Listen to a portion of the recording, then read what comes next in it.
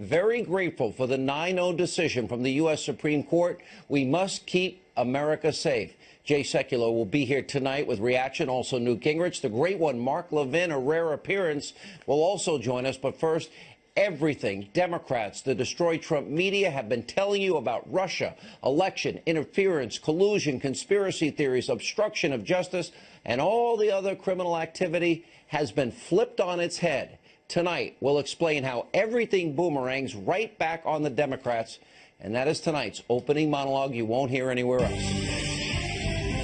All right, so for months, the Destroy Trump media has been floating the conspiracy theories and pushing all kinds of unfounded accusations against President Trump and members of his administration. But guess what? It's actually now boomeranging back. The left, they are the ones guilty of committing the very things they have been accusing the president and people close to the president of. In other words, the real colluders are the ones who have been claiming collusion by trying to score cheap political points and by making these absurd and wild claims about the president. Democrats are actually now exposing themselves, leading themselves wide open. Now, the real fault for Russia's election interference now falls, guess what, at the feet of former President Obama. The real crimes were committed, in fact, by Hillary Clinton. The real obstructor of justice is the former Attorney General, Loretta Lynch. The real Russia conspiracy is the Uranium One deal, and another one I'll explain tonight. And the real corrupt collusion is the relationship between the former FBI director, James Comey, and his BFF, hiring every liberal Democrat he can, the special counsel, Robert Mueller. Let's start with Russia election meddling. Now, according to a brand new report, President Obama knew exactly what he was going through and what was going on during the election. He chose, starting in August of 2016, to do nothing. Now, President Trump spoke this morning about the stunning hypocrisy during an interview with Fox and Friends. Take a look. Well, I just heard today for the first time that Obama knew about Russia a long time before the election, and he did nothing about it. But nobody wants to talk about that. That the CIA gave him information on Russia a long time before they even, before the election. And I hardly see it. It's an amazing thing to me. In other words, the question is, if he had the information, why didn't he do something about it? He should have done something about it. But you don't read that. It's quite sad. Why did Obama not do anything about this? Now, the president is making an excellent point. And by the way, he's not the only official who's calling out Barack Obama for failing to act. Remember, he had this information in August of 2016. Now the ranking Democrat on the House Intelligence Committee, Congressman Adam Schiff, he's also slamming the former president. Hard to believe, but watch this. The American people needed to know, and I didn't think it was enough to tell them after the election, but rather, given the seriousness of this, I think the administration needed to call out Russia earlier, needed to act to deter and punish Russia earlier, and I think that was a very serious mistake. That's correct. We, the people, needed to know. So the real question tonight is, if President Obama knew what Russia was doing back in August of 2016, why didn't he act? Now, remember, Democrats have been claiming the Russia interference, which, for the record, didn't change actual vote tallies, according to every top government official who's testified. But they're saying it was so egregious that it threatened the very foundation of this country. Well, if that's the case, why did Obama stay silent? The answer we now know is simple. According to a report, the president didn't do any investigation because he actually thought Hillary was going to win. In other words, let me translate here. The only reason Russian interference in the story is a big deal is because Donald Trump won. Now, that's what the special counsel needs to be investigating tonight. Real collusion. Obama this time, defending Hillary, colluding so she'd win, and not rocking the boat. And by the way, that's why everyone should be freaking out about right now. And they are. Now, we need to know, what did President Obama know? When did he know it? And maybe he could come and clear up some serious questions. After all, it was Obama who promised to be more flexible with Vladimir. Remember this? With Medvedev, I'll have more flexibility after the election. This is my last election. Yeah. After my election, I have more flexibility. Yeah, I understand. I transmit this information to Vladimir. Then tonight, there's actual crimes and actual felonies being committed. Well, we know Hillary Clinton. The evidence is overwhelming and incontrovertible as it relates to her email server. Democrats, the Destroy Trump media, for months, well, they've accused President Trump of breaking the law without any evidence, without any proof. Now, meanwhile, we have evidence of real crimes, and it's right in front of their faces and has been for a long time. Hillary Clinton broke the law by mishandling top secret, classified special access program information on her email server that she put in a mom and pop shop bathroom closet. James Comey said Clinton was, quote, extremely careless. Essentially, that's the same thing as what the law calls for, gross negligence. And then, of course, you have obstruction of justice. Democrats, they've been claiming, well, President Trump tried to interfere in the Russia investigation, which once again, no proof, none. And as we now found out, the real obstructor of justice appears to be the former Attorney General, Loretta Lynch. Her actions have become such a problem that now a group of bipartisan senators announced late last week they are now going to do their job and investigate the former Obama Attorney General for potentially influencing the investigation into Hillary Clinton's email server. And by the way, here's why. We know last summer, Lynch met on a tarmac. Remember how inappropriate that meeting for 40 minutes with Bill Clinton was, just days before former FBI Director James Comey announced that he was giving Hillary a free pass after basically 13 minutes of a stinging indictment. And while testifying before Congress, Comey also revealed that Lynch told him to call the investigation a matter, which, by the way, is how Clinton's own campaign wanted it referred to. And finally, remember Circa News, they broke the massive story a couple of weeks ago about how it was James Comey who confronted Lynch over potentially putting the entire kibosh on any Clinton indictment. In other words, the fix was in. This Lynch scandal, by the way, is now getting so bad that even Democrats are admitting this is now a problem, which we've been telling you about for a long time. Lynch now needs to be put under oath to testify. Why? Because you, the American people, deserve to know the truth. And as for the real Russia conspiracy, it doesn't have anything to do with President Trump.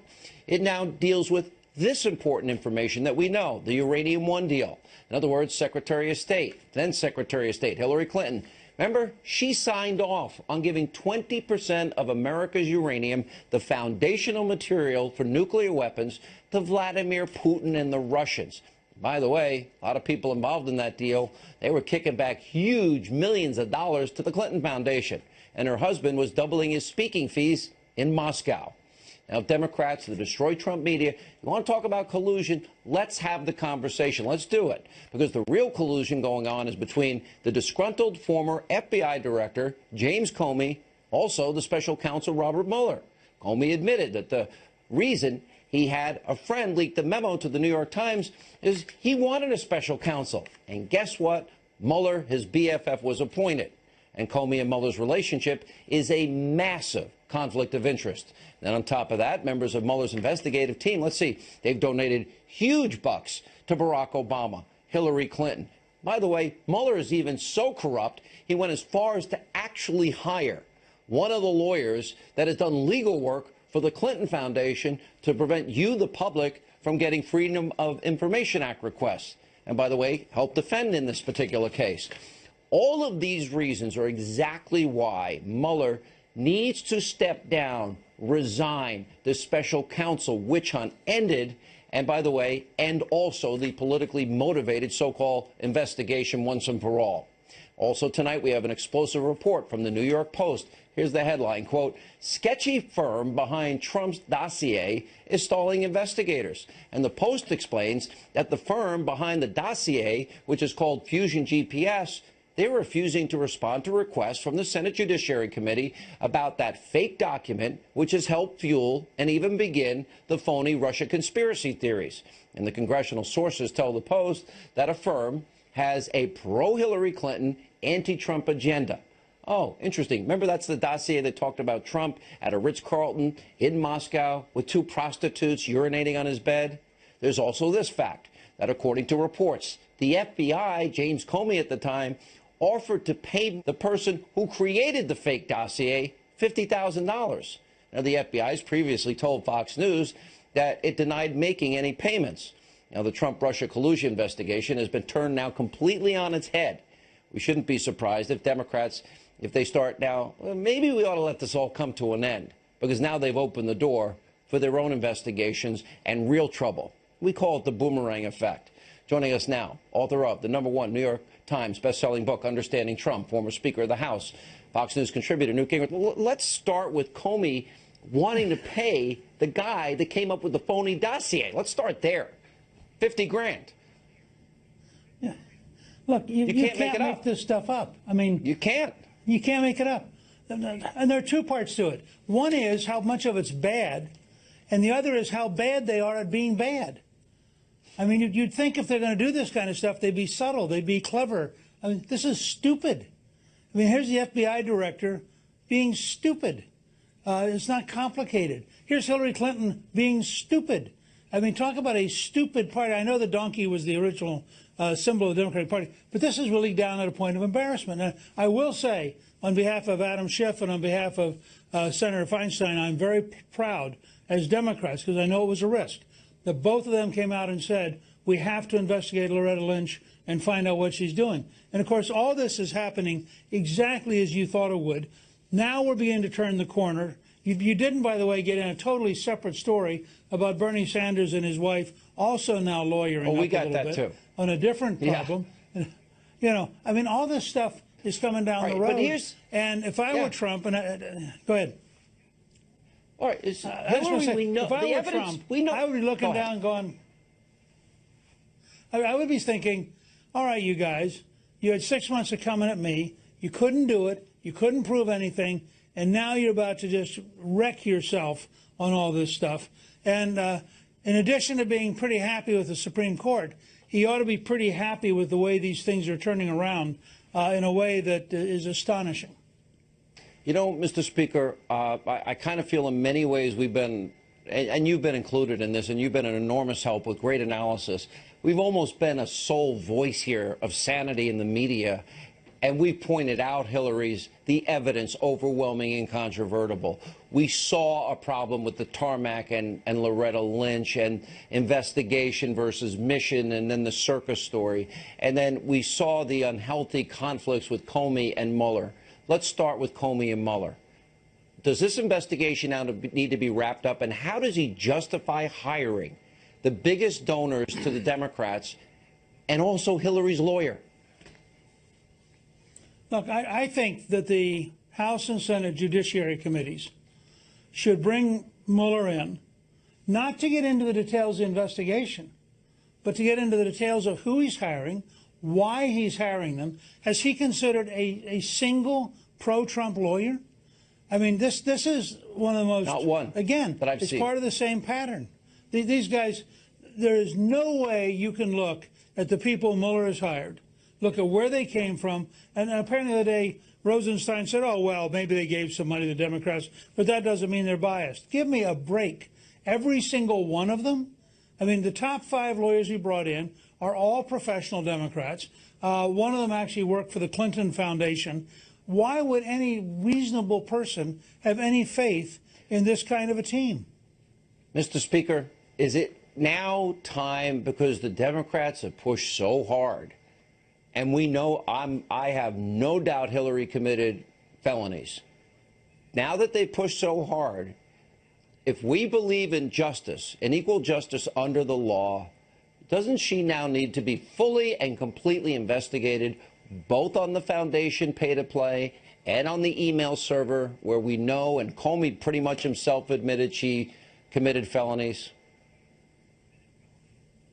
Well, there are reports that the State Department now is actively looking at taking away her security clearances, which would be a pretty big sign of guilt. Well, look, here's what I honestly believe. I really think that the new director of the FBI should look at all of the evidence and should follow it where it leads. I don't want a vendetta against Hillary Clinton, but I also don't want, you know, if we're going to talk about Russian influence, like you, I want to know about all the different parts that were commingled between John Podesta's brother, he's an agent, the Clinton Foundation, the uranium deal. I mean, all these different pieces, the $500,000 to Bill Clinton. Then this is the most important. There ought to be some public accounting.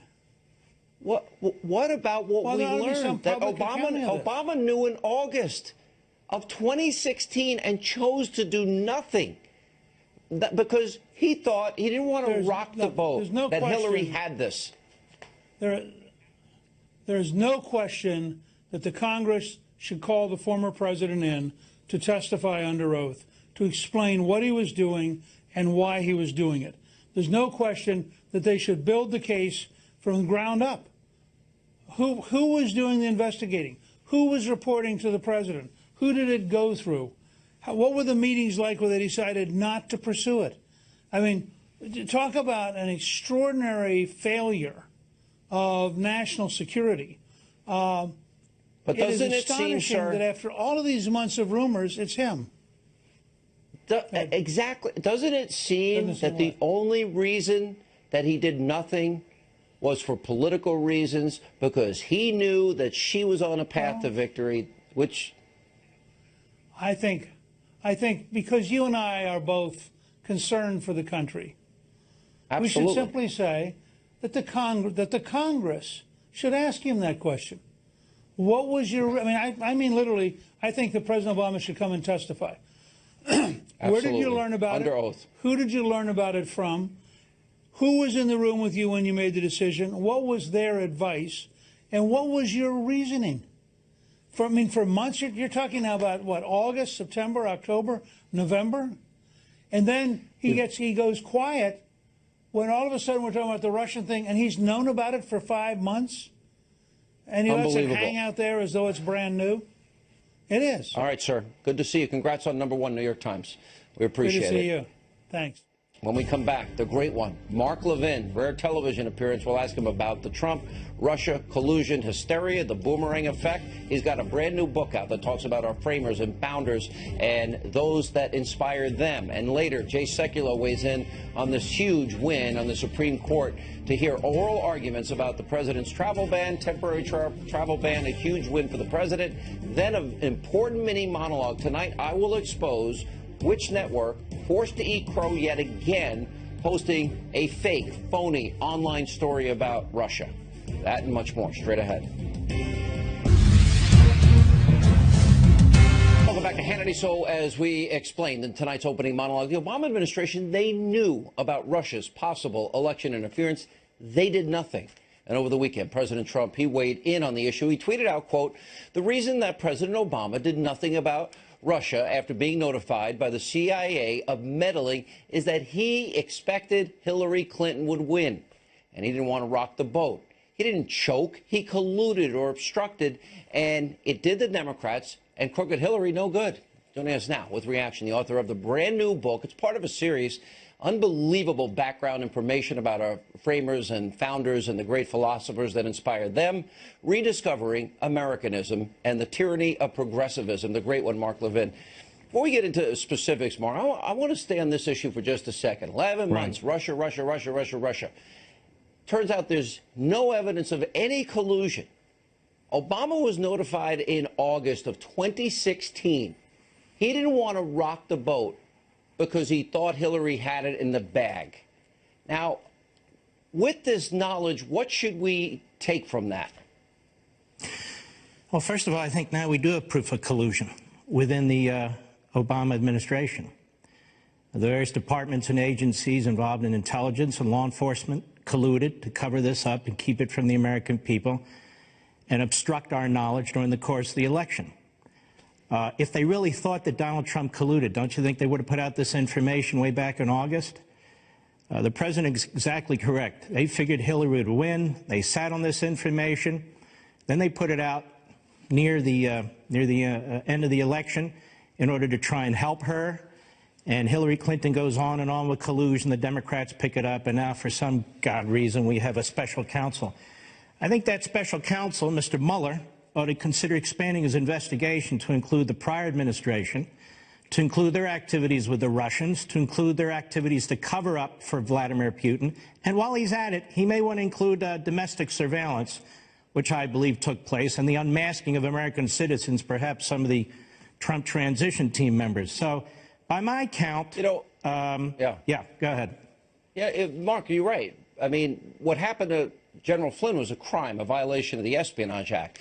I've talked a lot and at length about unmasking, surveillance, and leaking of raw intel. Then we have Hillary. You know, it's incontrovertible, the evidence she committed crimes here. And if you want a real Russia collusion story, it's the Uranium One deal, where she gave 20% of America's uranium to Putin, and but she Sean, got I think kickbacks from the foundation. And Loretta Lynch.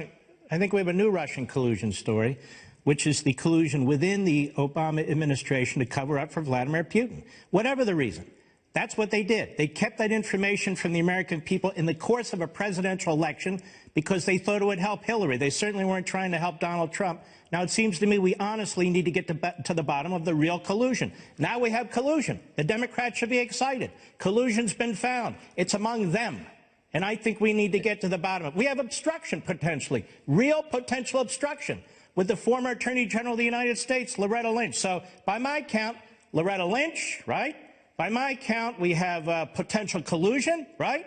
By my count, the Democrats have a problem on their hands. Hillary Clinton was criminally investigated, too. So my attitude about this is, you want a special counsel? Now, Mr. Special Counsel, when you're done hiring every liberal Democrat in Washington, D.C., you might want to reconsider what you're doing and take a look at the prior administration. You know, we have a shared belief. I call it, there's a silent coup going on in this country, and these forces aligning against the president. You have your own way of saying it, Mark, and we've got these real problems. We also both agree that America's at a tipping point. We better get it right now. And what they're doing to destroy this man is unprecedented in history. And this goes to the heart of your book. Is that one of the things I love about your books is, number one, your passion for the Constitution, our country, for our framers, founders, but not only that, those that inspired them come shining through. They all warned about deep state. They all warned about the size and scope of government. Explain how that fits into the narrative you're advancing in this book. Well, look, the problem is when you look at the media and Hollywood and education and our public schools and colleges and universities, when you listen to Democrats speak and a lot of Republicans speak, you reach the conclusion, if you understand history and you dig into it, that the progressives have won, that we're in a post-constitutional period. We don't even talk about the principles that made this country great. So what I try to do in my own little way is take them on. Take on the progressive masterminds. Take on the attitude in our government. Take on the attitude in our media for people who are interested. You know, the fact is that if you ignore the academics and intellectuals, you know, people, their eyes roll over and they say, forget about it. You ignore them, you lose your country. Because they're the ones that drive the politics. They're the ones that determine whether you're free or not in every society. So I take them on. There's a difference between being an elite, we like elite sports players, elite chefs, and an elitist, who is a put-down person or tries to control you or something of the sort. And Sean, from my book, I put down a short list of the difference between those of us, Americanism, and the others, progressivism. These are the two forces, one liberty, one tyrannical. We believe in the Constitution, they believe in centralism. We believe in individualism, they believe in conformity. We believe in private property, they believe in collectivism. We believe in prosperity, they believe in redistribution. We believe in the separation of powers, they believe in this all-powerful administrative state. We believe in eternal truths. They believe in ideological social engineering. We believe in cultural stability. They believe in constant transformation. I'm getting there. We believe in real science. They believe in social science. We believe in the rights of man. They believe in the power of government. We believe in a moral order. They believe in situational ethics. We believe in liberty. They believe in a growing authoritarianism. And we believe in education. They believe in indoctrination. Finally, we believe in the civil society. They believe in the federal Leviathan. There couldn't be any bigger difference between them and us. And they rely on the philosophers, Marx and Hegel and Rousseau and others, which I talk about. I won't here talk about at length. We rely on the great Aristotle and Cicero and Locke and, of course, the Founding Fathers. This is a debate that we must have to get our principles back, to get our liberty back, to get our republic back, because it's been taken away from us. Well said. The great one, Mark Levin, right after the break. Also tonight, the Supreme Court delivers President Trump a huge victory today, agreeing to hear oral arguments about the travel ban. And parts of the ban will, in fact, be reinstated. Tonight, we get reaction from Jay Sekulow. Also tonight, we will tell you the one network that had to eat their words because they published yet another fake news story about a Trump associate and Russia. We'll explain in tonight's mini monologue you don't want to miss. Straight ahead. As we continue tonight on Hannity, we continue with the great one, Mark Levin, author of the brand new book, Rediscovering Americanism and the Tyranny of Progressivism. You know, Mark, I was listening to you in the last segment, and you're talking about the need for the intellectual foundation. Founders, framers, Constitution, and even beyond that, those that inspired these guys. You know, I look at President Trump, and here's a guy that, you know, frankly, practical, common sense, instinctive knowledge that big government is oppressive and wrong, regulations are burdensome, it's hurting the American people, millions more in poverty on food stamps and out of the labor force, doubling our debt is dumb, you know, top-down health care is stupid. And he has all of that instinctively. And look at how those forces that support the opposite of what you're explaining in this book react to him trying to drain that swamp and get back to those founding principles, perhaps without the intellectual foundation that maybe you have, but frankly, you're one of a few people that really do. They're definitely out to destroy him, and I think they're out to destroy him for three fundamental reasons. Number one, he's not one of them.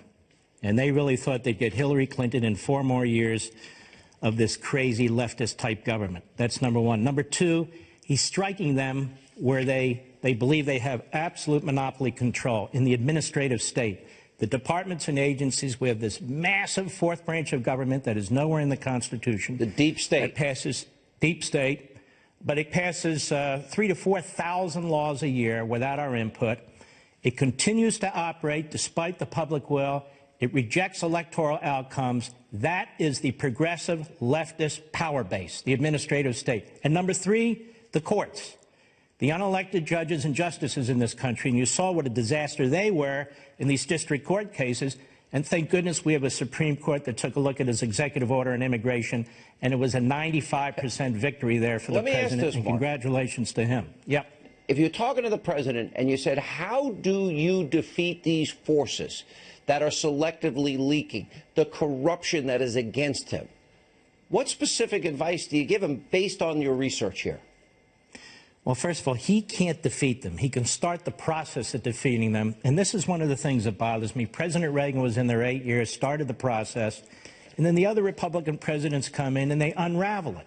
It's like with Obamacare right now. The Republicans are basically giving their imprimatur to a massive progressive government program. The way you do it is this. You shrink the size of government. If you're going to go into every department and agency, it's like hand-to-hand warfare in the jungle. That doesn't work. Slash them across the board except for defense and federal law enforcement and intel. Slash them across the board. 10%, 15%, 20%. Call in McConnell, call in Ryan, and read them the Riot Act, if you can. And if they won't do what the president says, then replace them. He's the leader of the Republican Party. Replace them. So far, I would replace them, but what do I know? So you need to do that. There's another issue, too.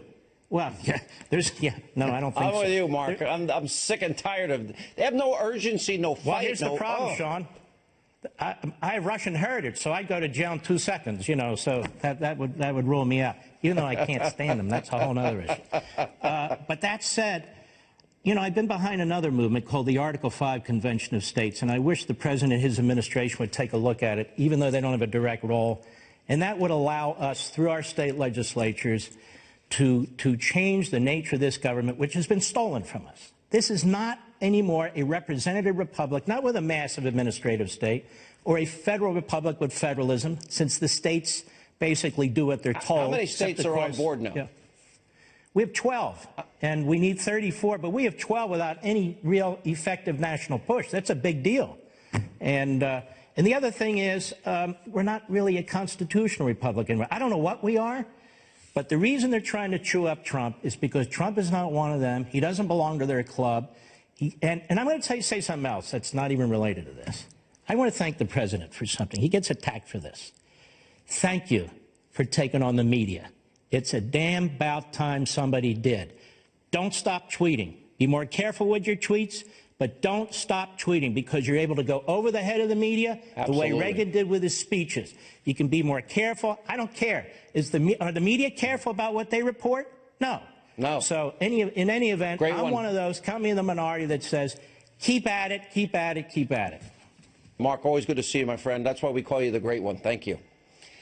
And coming up, another big win today for the president, his administration, Supreme Court reinstating, yes, the president's temporary travel ban. They will also hear oral arguments about the issue in the fall. Jay Sekulow weighs in next. And later tonight, this is important, one of the major purveyors of fake news, conspiracy news in this country, over the weekend forced to eat crow after it published a story about a Trump associate in Russia. Guess what? Wasn't true, like so many others. A very important mini monologue straight ahead. Welcome back to Hannity. A huge win for President Trump and his administration. Today, the U.S. Supreme Court decided they will hear the case and will reinstate parts of the ban. Now, the president reacted in a statement writing, quote, "Today's unanimous Supreme Court decision is a clear victory for our national security. It allows the travel suspension for the 6 terror-prone countries and the refugee suspension to become largely effective. As president, I cannot allow people into our country who want to do us harm." Here with reaction, the chief counsel for the American Center for Law and Justice, also an attorney for the president, is Jay Sekulow. This is huge.